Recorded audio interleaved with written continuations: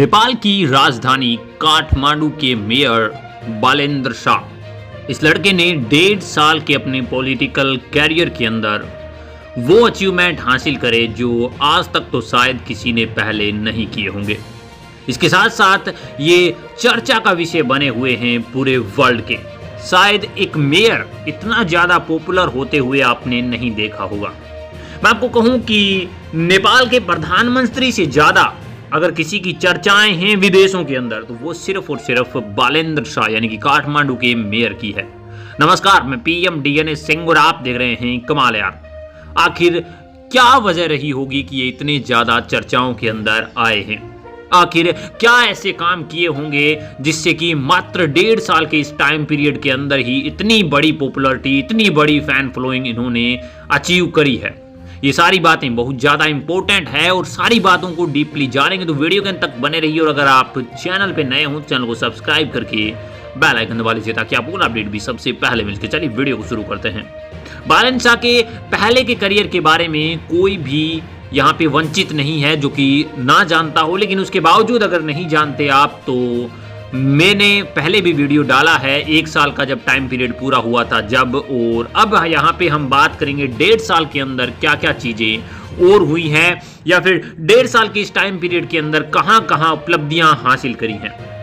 इनका time period शुरू होता है वैसे देखा जाए तो 30 मई 2022 जब ये पद ग्रहण करते हैं, पदभार संभालते हैं एज ए मेयर।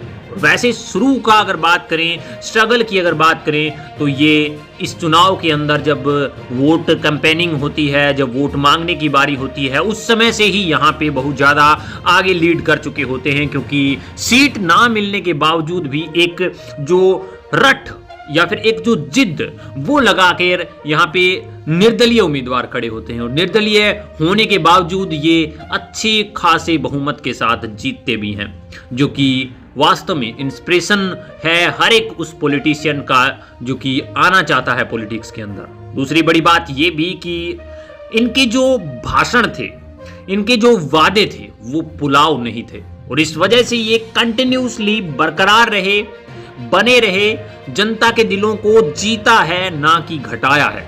बाकी ऑलमोस्ट आपको ऐसा रहेगा कि जो पॉलिटिशियंस हैं वो पहले भाषणबाजी करते हैं, बड़े बड़े पुलाव भाषण देते हैं, उसके बाद जब जीत जाते हैं तो मुंह भी नहीं दिखाते अपना और अपनी जो सारी फैन फॉलोइंग बनाई हुई है वो सारी की सारी खो देते हैं। लेकिन इसका उल्टा किया है यहाँ पे बालेंद्र शाह ने, काम करके दिखाए हैं। ठोस अपशिष्ट पदार्थ का प्रबंधन करना सर्वप्रथम उनका कार्य था और इस अपशिष्ट को मैनेजमेंटिंग का जो जिम्मा लिया, जिस हिसाब से उन्होंने कचरे से एनर्जी बनाने का स्कीम लाके दिया, कचरा भी ना रहे और एनर्जी भी बने, वो सबसे प्रिय लगा। पार्किंग बुनियादी ढांचे के अंदर करना, अगर हमारे शहर के अंदर पार्किंग स्टैब्लिश करी जाए, ये इनका दिमाग था और जिसके कारण हम कहीं ना कहीं व्हीकल जो इतने ज़्यादा लग रहे हैं या फिर हम कहें कि सड़कों पर भीड़ जमा हो जाती है, उससे छुटकारा पाया जा सकता है। दूसरा सबसे बड़ा प्लान मेरे को ये लगा फेरी वाला प्रबंधन। ये भी एक बहुत बड़ा यहाँ पे काम कह सकते हैं, फेरी वाला प्रबंधन, जिससे कि मैनेजमेंट किया जा सके, एक शहर का एक सुव्यवस्थित तरीके से ढांचा सेट किया जा सके। ये भी एक बहुत तगड़ी परियोजना थी। उसके बाद आते हैं यहाँ पे सौंदर्यीकरण यानी कि ब्यूटीफुल बनाना अपनी सिटी को, जिसके अंदर पार्क्स आ जाते हैं, जिसके अंदर कई ऐसी जगह आ जाती है, एथलेटिक्स जगह या फिर योगा, इस तरह की कई चीज़ें, वाटिका लगाना, ये चीज़ें लाकर कहीं ना कहीं सुंदर बनाना इस चीज़ को।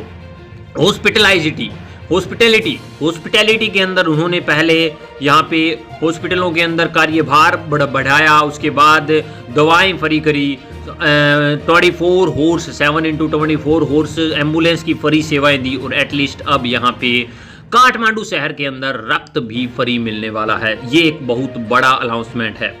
इसके बाद आते हैं हम एजुकेशन के अंदर। एजुकेशन के अंदर इन्होंने जो काम किया है शायद इससे पहले किसी ने नहीं किया। नेपाल के एजुकेशन सिस्टम को सुधारना, नेपाल के एजुकेशन सिस्टम को अमेरिकी एजुकेशन पॉलिसी के अकॉर्डिंग चलाना, AI टूल्स का यूजेज करना, ये चीज़ें, IT यहाँ पे क्लासेस लगाना, ये सारी चीज़ें यहाँ पे बालेंद्र शाह के द्वारा दी गई और इन्हीं वजह से ये खास हैं। चाहे वो न्यूयॉर्क का सबसे बड़ा अखबार हो, चाहे वो टाइम्स मैगजीन हो, हर तरह से यहाँ पे चर्चाओं का विषय बने हुए हैं। ऐसी बात नहीं है कि इनके ऊपर ब्लेम नहीं हुए, ब्लेम भी हुए, लेकिन वो चर्चाएं हम अगले वीडियो में करेंगे। अब तब तक के लिए आप इस वीडियो के अंदर जो चीज़ें आपको अच्छी लगी उसके बारे में लिख सकते हैं। चलिए आज के लिए इतना रखते हैं, नया अपडेट मिलता है फिर आपके सामने हाजिर हूं। तो वीडियो को लाइक कीजिए, शेयर कीजिए और अगर आप चैनल पर नए हो चैनल को सब्सक्राइब करके बेल आइकन दबा लीजिए ताकि आपको अगला अपडेट भी सबसे पहले मिल सके।